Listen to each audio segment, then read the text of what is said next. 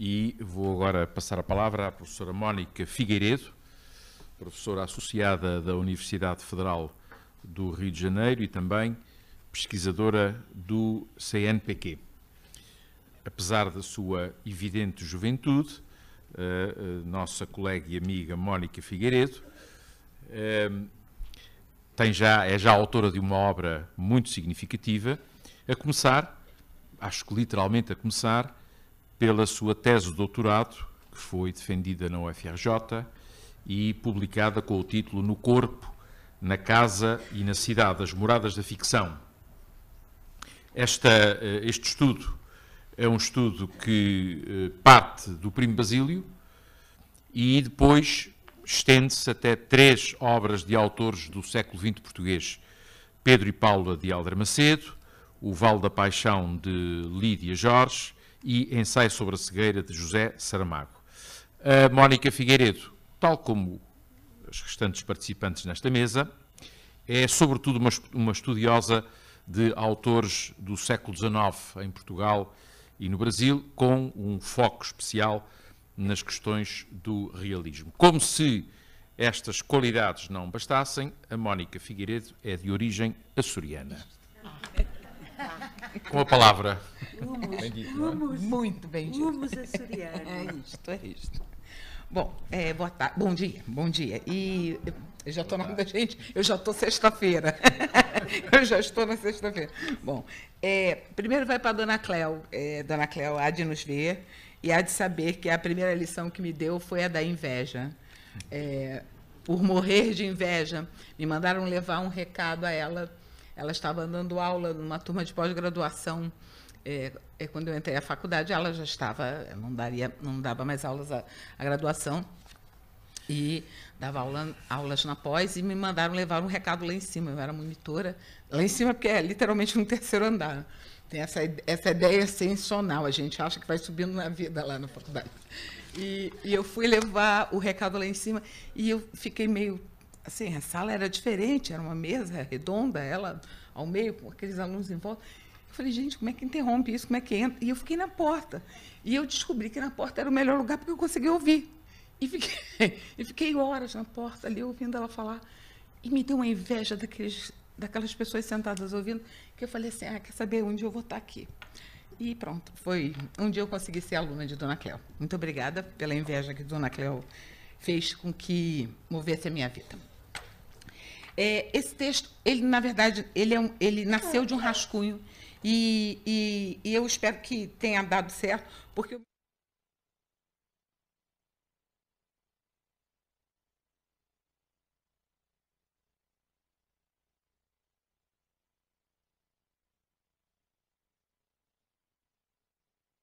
Camilo, fala do Camilo. Aí eu falei, puxa, boa ideia, falar do Camilo. Aí, Camilo, e se eu juntasse com o Machado não ia dar errado. Boa ideia, boa ideia. Aí eu venho parar numa mesa com Fernando Abreu e Marta de Sena. Quer dizer, tenham piedade. Vamos lá.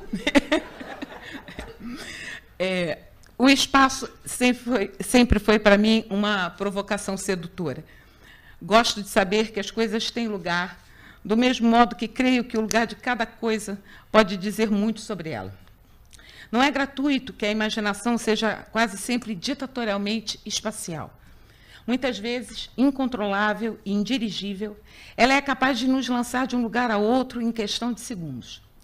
Talvez por isto venha ocupando-me das relações que se podem estabelecer entre literatura e geografia, ou, como muitos preferem chamar, tenho pensado a geografia literária, criada pelas linhas da ficção dos principais prosadores em língua portuguesa, que viveram entre a viragem do final do romantismo e as primeiras décadas do já pretérito século XX. Fique claro, no entanto, que não estou especificamente interessado nos estudos já celebrados do conceito de paisagem, vista, grosso modo, como um espaço recriado pela intervenção artística do homem, ou ainda como exemplo de reconstrução estética de uma realidade espacial.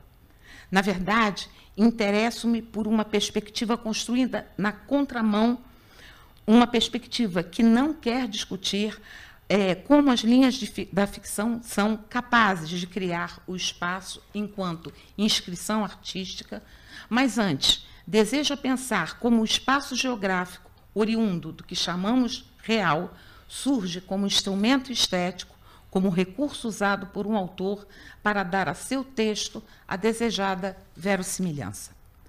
Por outras palavras, mais do que atentar para os recursos estéticos usados, por exemplo, por Dickens ao recriar a paisagem londrina dos 800, pretendo interrogar por que Dickens privilegiou a geografia de uma Londres soturna de vielas, cortiços e becos, plena de hospitais, cadeias, orfanatos e asilos, asfixiadas por indústrias insalubres e por uma sujeira e fumaça que faziam de seus principais personagens seres aprisionados entre miséria e fuligem.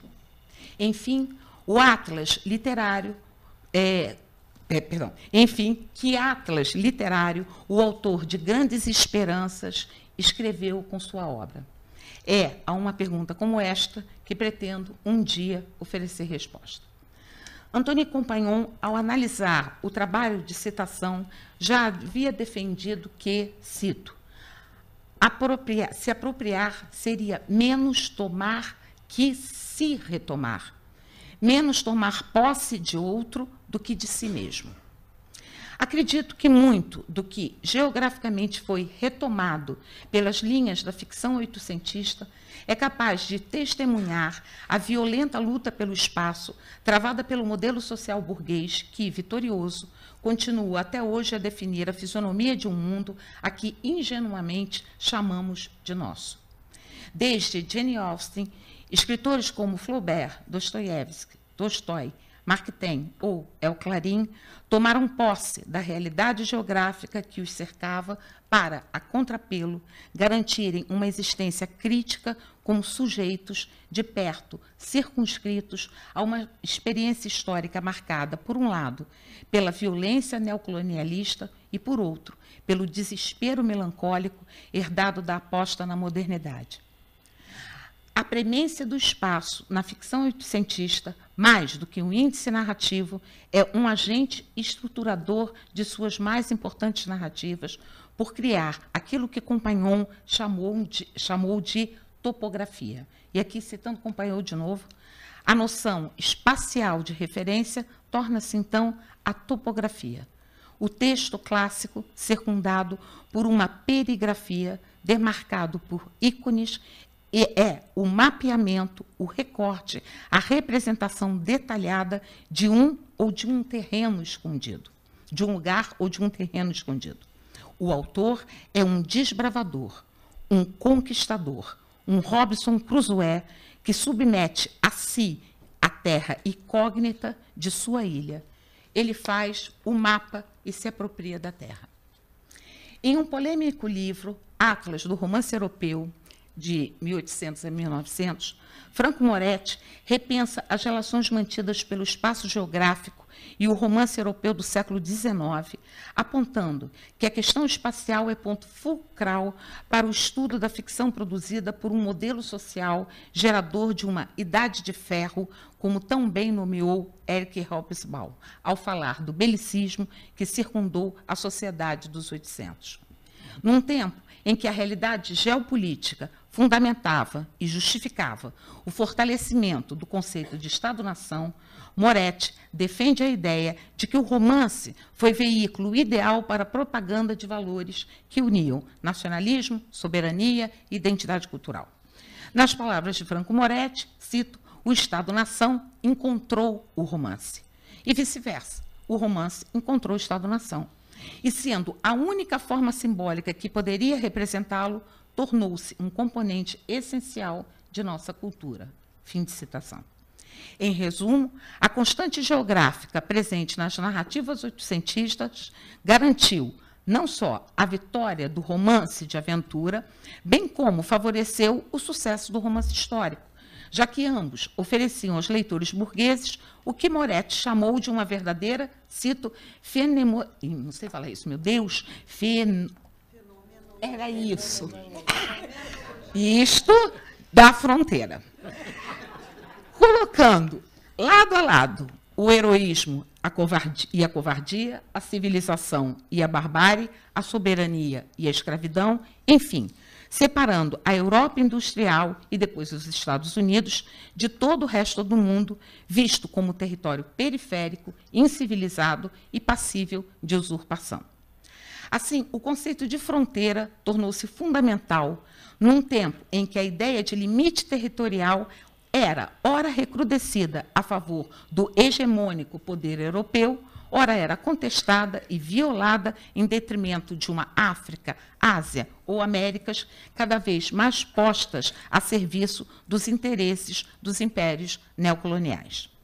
Na necessidade de legitimar o poderio europeu, o romance muitas vezes será usado para dar corpo às ondas nacionalistas que tentavam justificar a existência dos impérios.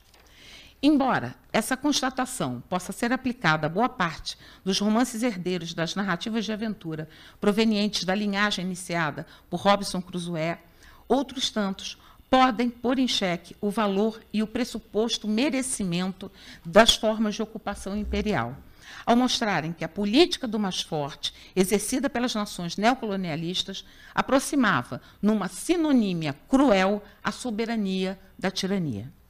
No entanto, nos limites deste ensaio, quero pensar como os autores da periferia imperial lidaram com a questão geográfica.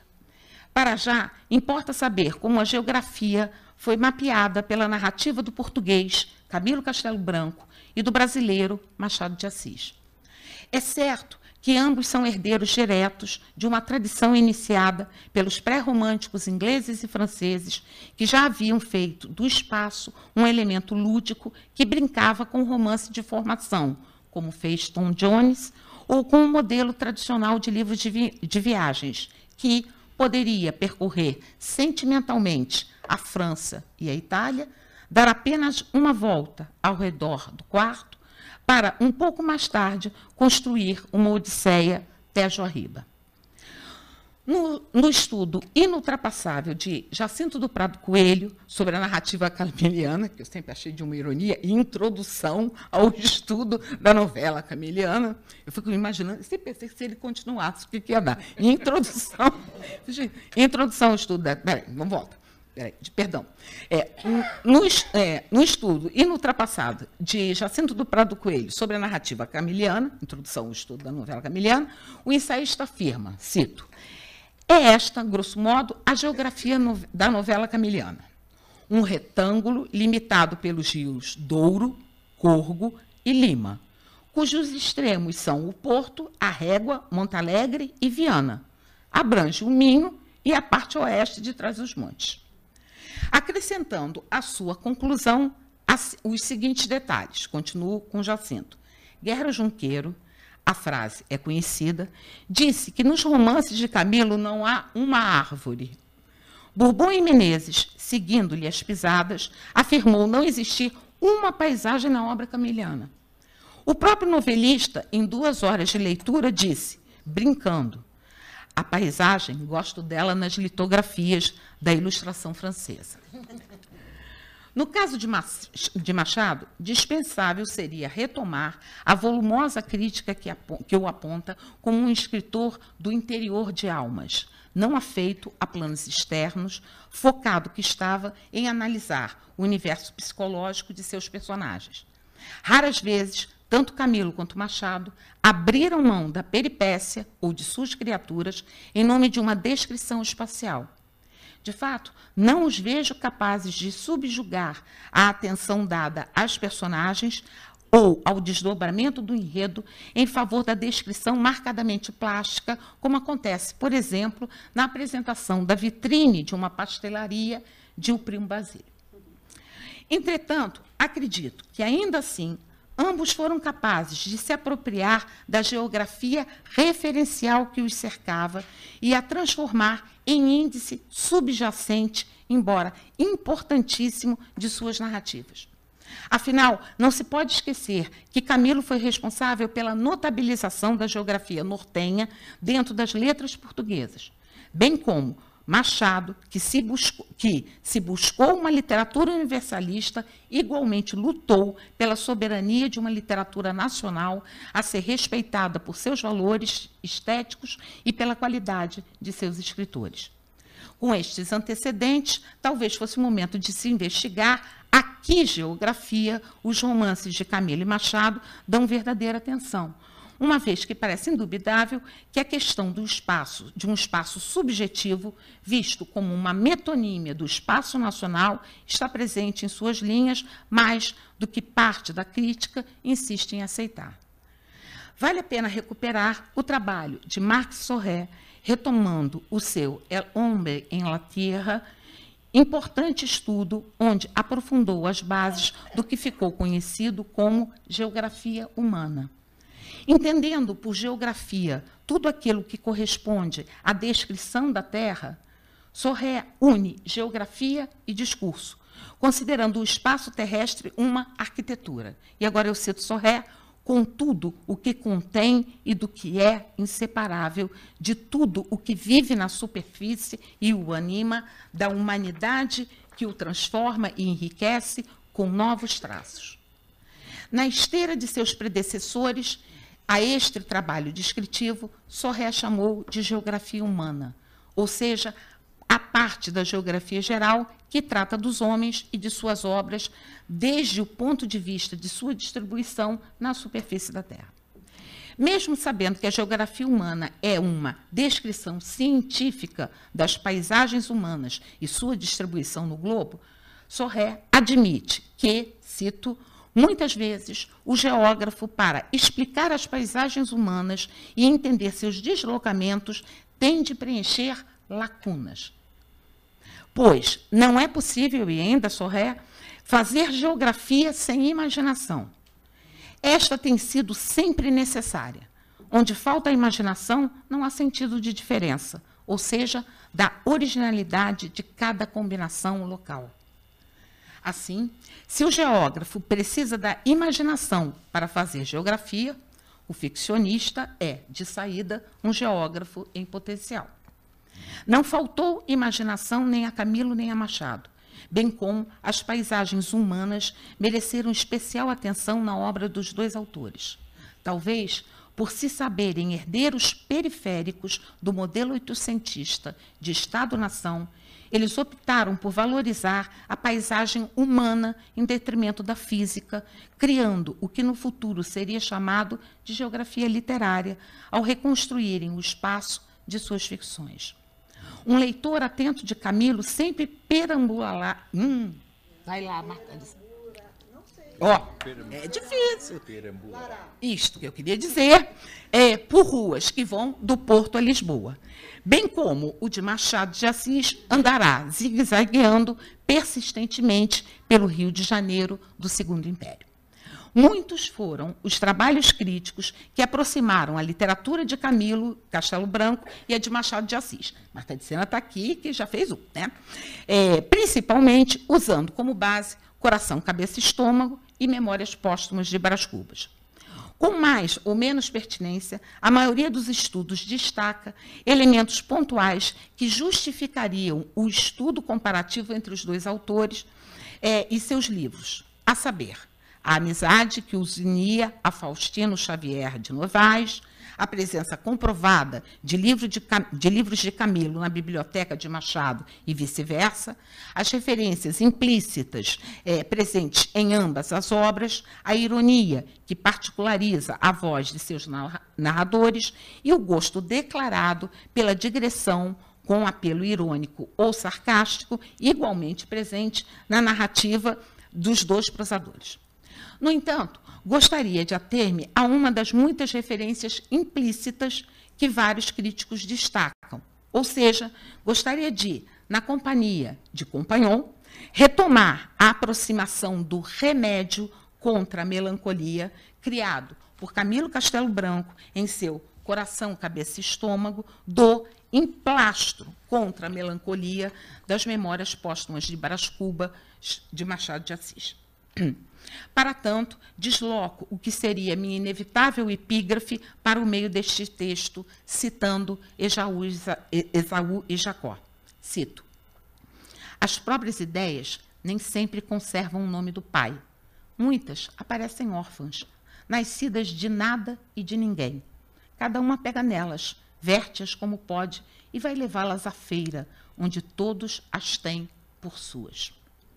Aqui, Machado diz, através de seu narrador, aquilo que a crítica brasileira tateou sem nomear e a crítica portuguesa educadamente tentou evitar.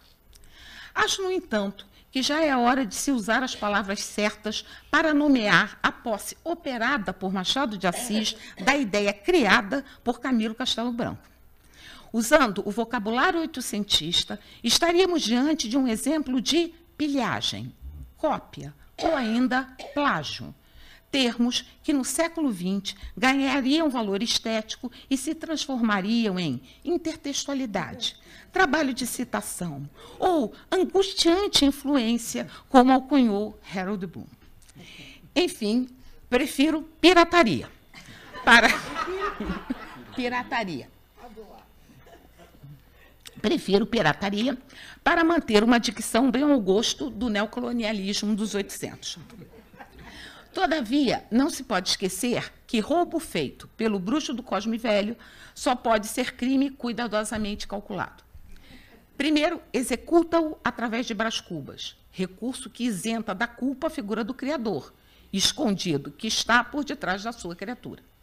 Depois, transforma o remédio criado por Camilo em emplastro, fazendo com que o canalha do Brás Cubas tenha quase a mesma ideia que a do duvidoso Silvestre da Silva, este mesmo, Silvestre, um autor medíocre que, igualmente plagiador, se vale da tradição literária para forjar a sua faceta de poeta romântico.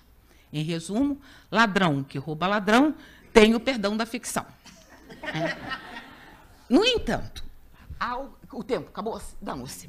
Então, acabou-se mesmo? Espera aí, então eu vou saltar. No entanto, algo parece destoar das aparentes preocupações filantrópicas que cercam as invenções dos peculiares Silvestre Brás Cubas.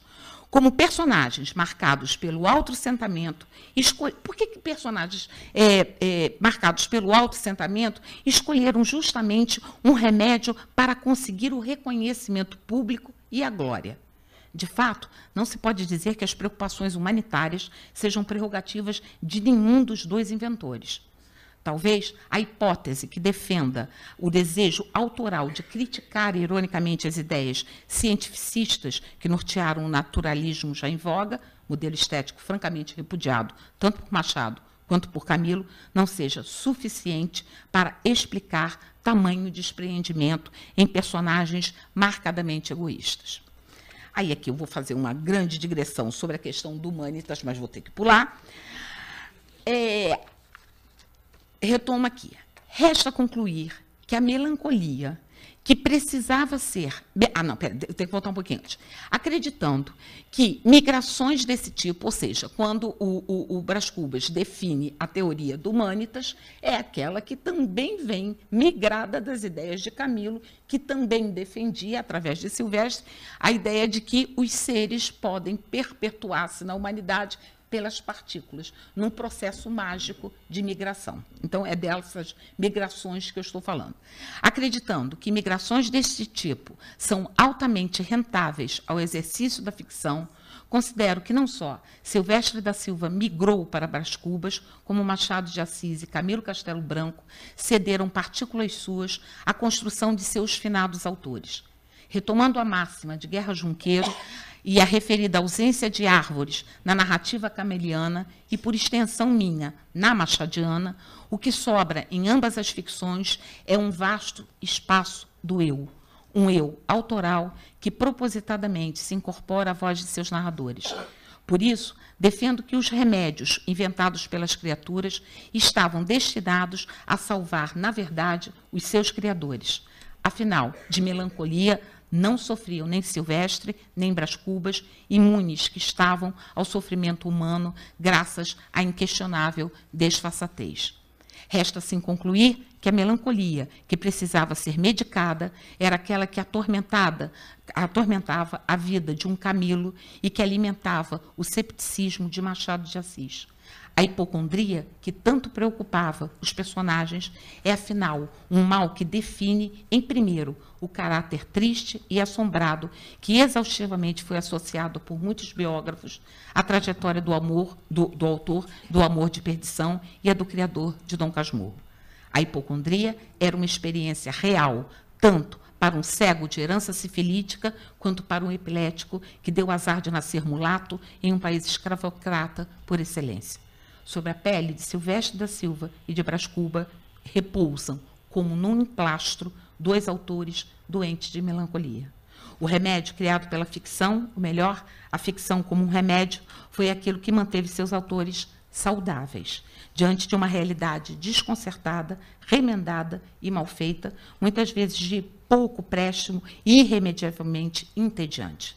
Assim, ultrapassando os limites de um realismo descritivo, os romances de Camilo e de Machado atentaram para a existência de uma geografia humana, promovendo um salto para dentro da subjetividade. Pensando melhor, acredito que suas obras rumaram em direção ao interior da natureza humana. Buscavam por uma verticalidade na escrita que, para além das superfícies, sabia que por detrás de toda a geografia há sempre porções internas a percorrer. Mais do que geógrafos, Camilo e Machado acabaram por criar uma geologia literária que até hoje só conseguimos prescutar. Obrigada. Desculpa.